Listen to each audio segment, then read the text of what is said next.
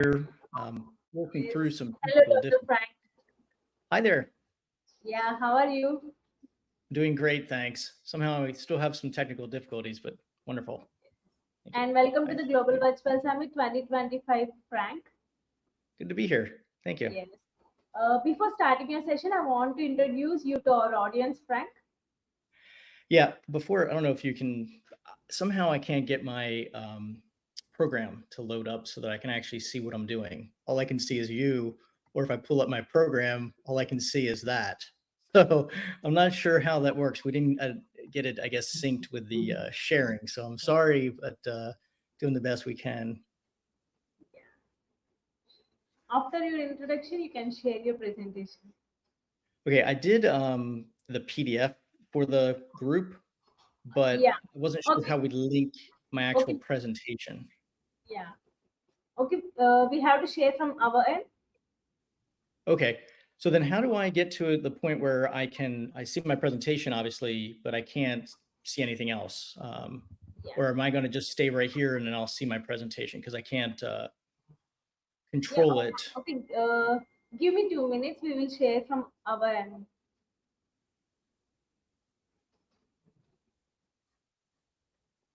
Yes.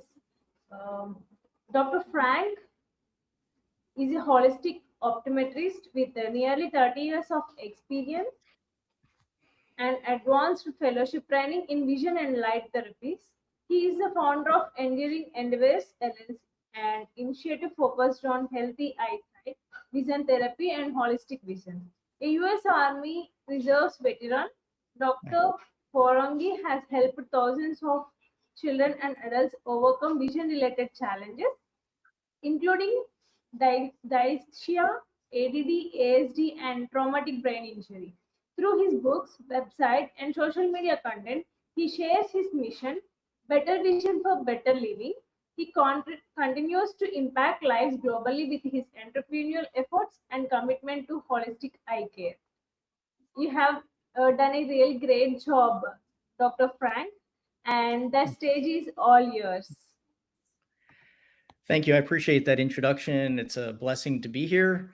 And hopefully the experience I have will enlighten you and help others as well. And so let's get started. As far as the presentation, maybe a little technical difficulties, but hopefully the heart of the matter will come out. And some of this is new to me, so please bear with me. But I wanted to start talking about a transformative vision therapy case report of somebody that I was able to help almost 25 years ago. And it had made such an impression on me because when she was all done with her program, this was a 35-year-old woman, she said to me, after the vision therapy was done, she said, if I was treated like this when I was younger, my whole life would have been different. And that has been part of my heart ever since, as far as the passion of what I do and what I continue to help others know. So that with her case report, even though she had gone to other eye doctors for many years and had many different sets of glasses, nobody took the time to do an in-depth vision exam that included way beyond just the simple 20/20 eye chart. We quickly found out that she had some problems with accommodation, how the eyes go back and forth with focus, and how she was able to track and the deficits, and something called convergence insufficiency. When somebody can't bring their eyes in close, that negatively affects their reading, their learning, their ability to earn for workplace activities. So as I talk about this here at the Women's Conference for Leadership and Health, this woman comes to mind because afterwards, she also noticed improvements with her reading on vast levels, headaches diminished, and her overall confidence started to soar. And she was able to be more confident to do things like sing in her church choir and to initiate outgoing activities. And amazingly, other doctors who treated her started noticing these improvements that her overall mood, her concentration improved, and her health improved. She had a renewed desire to have better well-being, overall wellness for diet, exercise, everything. It was really the beginning of a turning point for her. And the other doctors noticed this, and they were able to take her off slowly as improvements came about from 9 different medications down to just 1, which was just for blood pressure. Because a lot of the medications were not looking at the root of the cause. They weren't looking at the substance of what was causing the symptoms. So it's kind of like if you or I had broken our foot or something had happened, then we would maybe become depressed or have difficulties because we can't play and work and do everything that we would like to do. And if somebody then presented to a doctor just based on the symptoms of, say, depression or what we couldn't do and did not look at the root cause, we would probably think that would be kind of ludicrous or almost malpractice. But unfortunately, for thousands of people a day, worldwide, maybe tens of thousands, there's misdiagnosis looking at the symptom and not the root cause. So I wanted to talk a little bit about that, and then we'll get to continue. And so I wanted to make known that vision therapy is relatively unknown. It is a specialty within optometry, and it can be helpful and life-changing in 3 main areas. Remediation for learning-related vision problems, which also have other terms like learning disabilities, dyslexia, ADD. I'm not saying all of that is directly from vision, but there are a lot of research and correlations that vision plays a major role. And if the vision is not correctly identified, then there may be assumptions that their vision is okay. For instance, if they just do a cursory screening and don't do a comprehensive exam. And if they do a comprehensive exam, but not a further in-depth exam for vision therapy related issues, they may not have the data to make the right diagnosis. The other area that it can be helpful for is rehabilitation. Like if somebody has head trauma or some other traumatic injuries, strokes, and that negatively affects their ability to use their vision. And some of that involves the visual processing.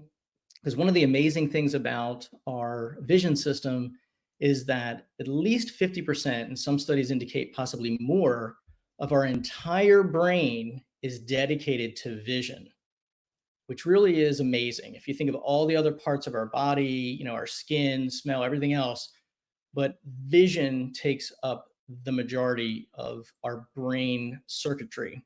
So therefore, if you have a hit on the head or an aneurysm or something happens, it can affect different parts of our visual field, how we see side vision, can affect balance and other areas. So those are things that vision therapy can be helpful. And then the third area is enhancement. So for sports, for hobbies, for even work-related activities, like to increase attention, concentration. 80% of our average daily activities that we do, for those of us who are blessed to have sight, it is our leading sense because 80% of our daily activities revolves around visual input. So if that visual input that we're trying to process is deficient, or if we're not making sense out of it easily, then it can be distracting. And as far as vision, even if it's at a good level, oftentimes it can be at a better level. That's one of the reasons why, part of my tagline is better vision for better living. So for instance, with sports or other high level activities, and again, even in the workplace to increase concentration and attention, if we can get somebody from good to great, help them to improve, that can be the difference of whether somebody stays amateur level or professional, say in sports, or whether somebody makes it to the next level to get a bonus or another career move that's positive. So definitely having better visual skills will give the person a better advantage. Excuse me. The other thing I want to do is just talk a little bit about what is vision. So vision obviously helps us to understand our world. Sometimes we take it for granted, but a lot of electrical impulses traveling in and to the brain, making sense out of it. Again, it's our dominant sense. I want to go a little more into the terminology of holistic vision. So as it was mentioned, I'm a holistic optometrist. So with that, we look at vision as a balance of mind, spirit, and body. And we look at the elements of that to improve a person's healthy eyesight, their visual performance, their function, and overall wellness. Because basically, as I think, when we look at the vision system, we're tapping into, like Shakespeare said, the eyes are the windows to the soul. And if we take the time to understand the overall process, not just the anatomy, not just the eye chart, but we look at the larger picture, we can dramatically improve various functions within our overall, activities. And that also brings to mind that there are other terms related to holistic vision. It can also be called rehabilitative vision or neurooptometry, or even a vision therapy specialty vision. Basically, it's another step beyond what you might consider as basic. And that's important because a basic vision exam can be very good for some people, but particularly those that have other problems with learning and the rehabilitative problems that we mentioned. And if you want to have better vision to be enhanced, then we should look at the whole area that can be helpful to individuals to have that comprehensive vision therapy examination. One of the things that I have on my website is a resource page so that you can find doctors who do these things and seek them out. I personally don't do a lot of the vision therapy anymore. I practiced a little over 25 years and had almost 100,000 patient encounters, and thankfully, was able to help thousands. And now my main mission is to get this word out. I'm so thankful to be here for this presentation to help do that. And also through other content and other means, just trying to inform, inspire, and entertain with some of the other elements. Because in my business, in addition to doing vision books, I also write other books like psychological thrillers. But let's get back to our vision at this point. So vision skills are foundational for lifelong learning and earning potentials. So I want that to kind of, pause there for just a second. That it's almost like if you want to go for a 2-mile run, you want to make sure you have decent, sneakers on, maybe the right socks, all that mindset, foundational things before you just decide to go on a 2-mile run barefoot. So in this way, we're looking at vision skills as foundational for lifelong earning potentials. And as I mentioned, when vision works properly, it can help us to excel. But if the vision is not working properly, if it's deficient, even a little bit, sometimes it can be 3 or 4 little things that can almost be hard to detect. But when we put them together, it becomes a bigger issue that then impacts that person. So I want to, just remind that it is foundational for learning and earning, and that early intervention is key. One of the things that I like to tell individuals is our national guidelines from the American Optometric Association that children should be examined by an eye doctor between the ages of 6 months and age 3. Most people don't know that and have never done that. I didn't have my first vision exam till I was around 10 years old because I couldn't see what was going on in school and things. So that's when I entered into eye care. But the guidelines are that between age 6 months and 3 years, we should have a vision exam, at least a baseline, but with a doctor who understands pediatrics, and doesn't have to be a pediatric surgeon. It can be an optometrist, non-surgeon who understands pediatric vision. And then they should have another vision exam somewhere between that age 3 to 4 range. And then before they start kindergarten or first grade for formal education. So by the time they start school, they really should have 3 vision exams. At a minimum, they should have 1. And we need to stop being reliant on vision screenings that try to do well. However, they often cause more harm than good because people have this false sense of security that their eyes were checked when in reality they weren't fully checked.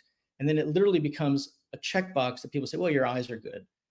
But the analogy I think of is if we had a school nurse or pediatrician or somebody just do a cursory checkup on our kids' teeth, would we say, oh, that's great, they're good. They're good for another year or two?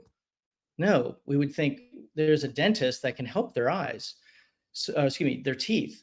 Not even sure, you may say, well, why is the nurse even bothering checking? We have a dentist. But the reality is that should be the thinking with eye doctors. You know, the screening is somewhat of a tool, or perhaps, but it's better to have a comprehensive vision exam and to have that early intervention. And particularly for individuals who have issues with reading, learning, attention. If they haven't had a vision therapy evaluation, I highly recommend that, even if they're an adult. Going back to my first case report, she was 35 years old, and then she finally got the help that she needed. Okay, we're going to go on a little bit to the next level, is light as a nutrient. Excuse me, I wanted to pause there because most of us have never heard that. Our bodies are set by the circadian rhythms of light. Early days, you know, before technology, before electricity, everything, you know, people normally, you know, they rose with the sun, and then as the sun set, they relaxed, and eventually they went to sleep, you know, maybe with a candlelight or fire. That's still in our DNA. And our circadian rhythms are either positively or negatively affected by light. And that can, again, negatively or positively affect our mood, our sleep, the way the hormones and neurotransmitters are produced. A lot of that is dependent on proper lighting. So for instance, when we are on computer devices, things that have a lot of blue light, if it's before bedtime, like 30 to 60 minutes prior, it really stops our melatonin production. So what is needed are blue blockers at that time, particularly 30 to 60 minutes before bed. And some blue blockers are better than others.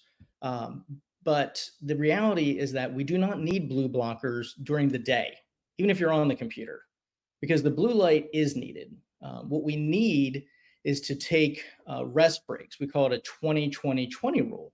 But every 20 minutes of close work, give your eyes a 20-second break, looking 20 feet or farther, okay? And also try to take some holistic sun breaks. Get out there, you know, even for a minute or 5 minutes, preferably different times of the day, so that, you know, early morning is good to prime our brain with the activities of the light to get our hormones going for the day and the neurotransmitters.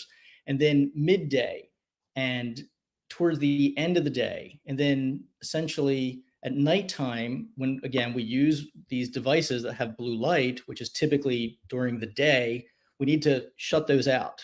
So that's when blue blockers are needed. And I do give information about what I consider one of the best blue blocking technology companies that's on my website. But let's go into this fascinating slide.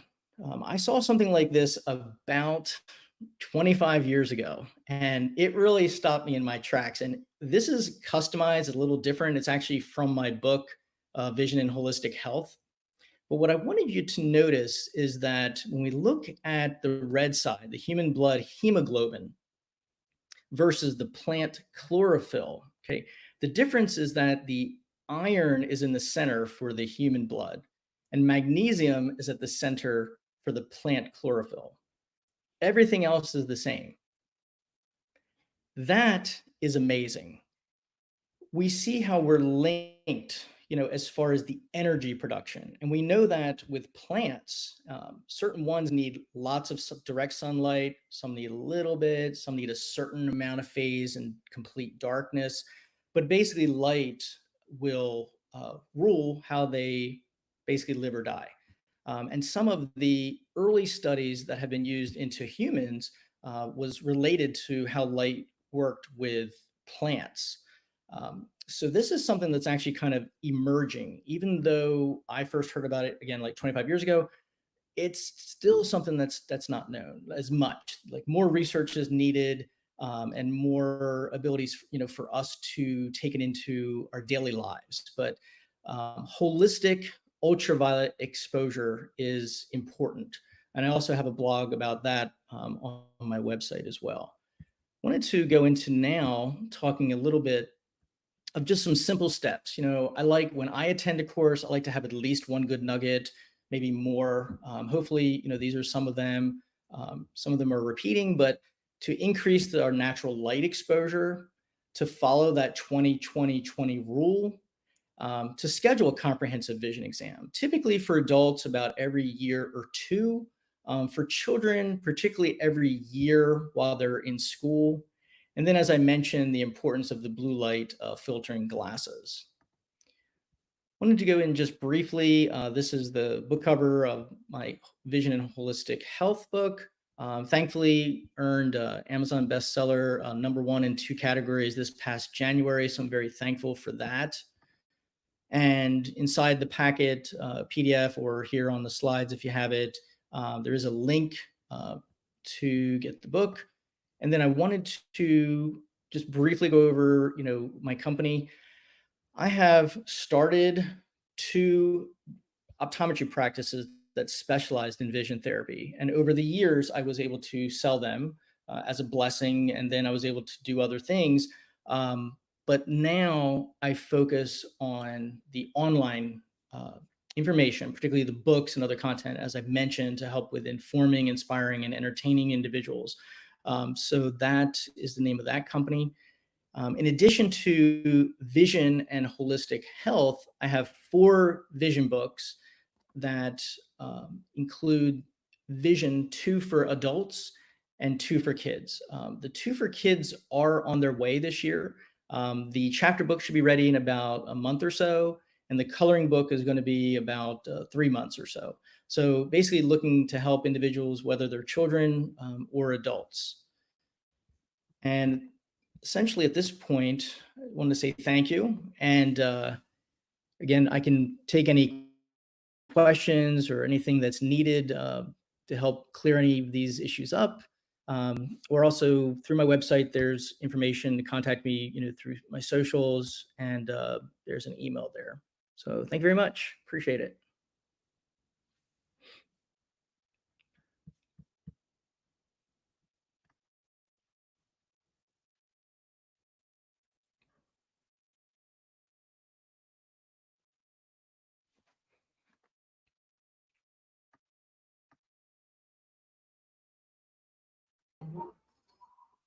Is Dr. Frank? Yeah. Hi. Yeah, there. thank you so Hi. much for your valuable time, Frank. And we have a question from our audience, Frank. Sure. Sure. Okay. Can vision therapy truly change someone's life direction? Yes. Yeah. They asked if can vision therapy change their life direction? Yes. Can you please on your camera? Let me see how I do that. Turn on. Yes. There I am. Or that. Yeah. I don't know, was it off during the presentation or okay? Yeah. Can vision therapy truly change someone's life direction? Yes, it can. Typically, if there's been misdiagnosis or if there hasn't been any diagnosis, so that the direction could be in one area, but then completely turn. And this is also with the case report that I had delivered earlier. The person's life, it was almost as if it was put on hold until their vision was improved.